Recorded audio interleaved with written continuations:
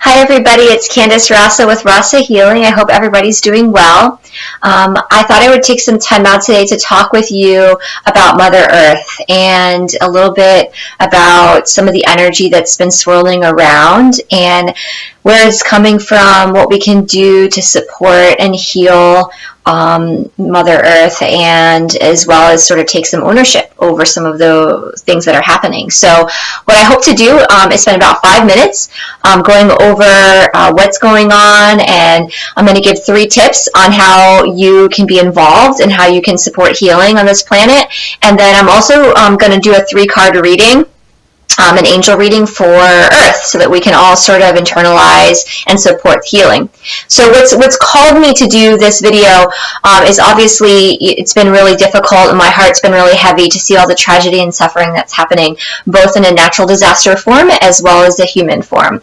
And I've gotten some divine sort of channeled messages, one from a celestial group about 9 months ago, specifically related to some of the issues that we're now seeing on planet Earth. And the message was that Mother Earth is very karmically awake. She's sort of in this enlightened stage, and she's evolving. And the shadow aspect of her and the people on Earth are coming to the surface, and that Mother Earth will be responding in very similar ways to the inhabitants here right now. So when we see fires, this is a resemblance of anger energy and hatred energy, releasing and letting go energy. The rain and the hurricanes are a lot of sadness. Water represents a heaviness and emotion. And so there's a lot of this stuff going on, earthquakes and volcanoes and all of these things that are coming up. There's almost an immediate vibration of things happening. And the shadow aspect really is the parts of us that we want to shame, and the parts of us that we don't claim very easily, that we would prefer to be hidden. And what's happening is the shadow aspects are kind of up in our face at this point. And so some 3 things that you can do to support healing with this are the following. So first thing is you want to not meet negative energy with more negative energy. So if we're looking at it simply as a mathematical equation, when we have anger or hatred or shadow, or however you want to categorize this energy coming towards you from a group, an entity, a person, anywhere, the worst thing you can do is meet that energy with the same energy, because what happens is you magnify it as opposed to neutralizing it.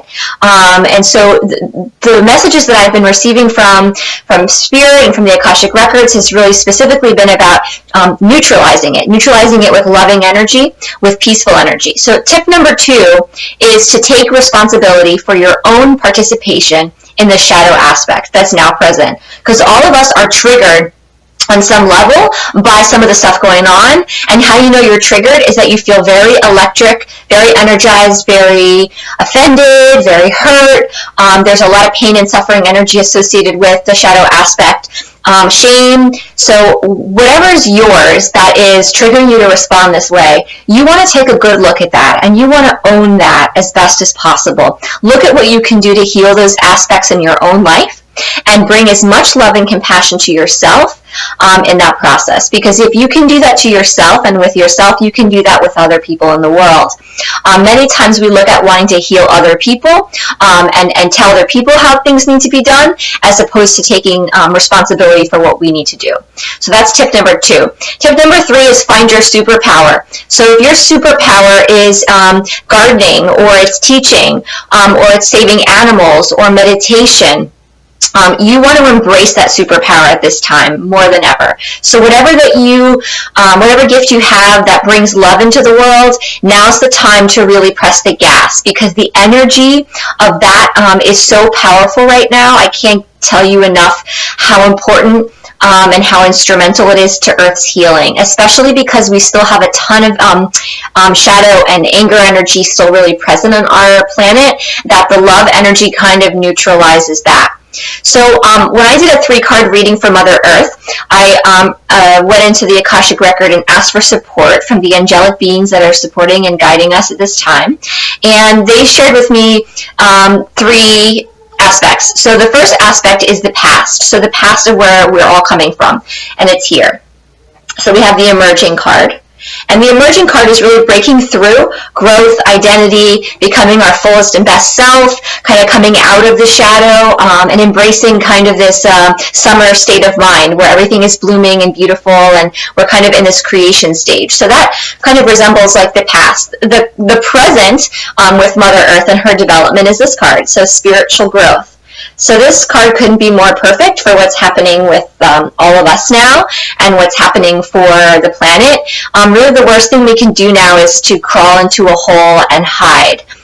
Certainly if you have strong emotion, you're going to want to take good care of that and nurture yourself before you go out into the world and try to be active. But we are in a shedding process. We are working on elevating our vibration as a being and as a planet to a higher vibration. So hence the spiritual growth.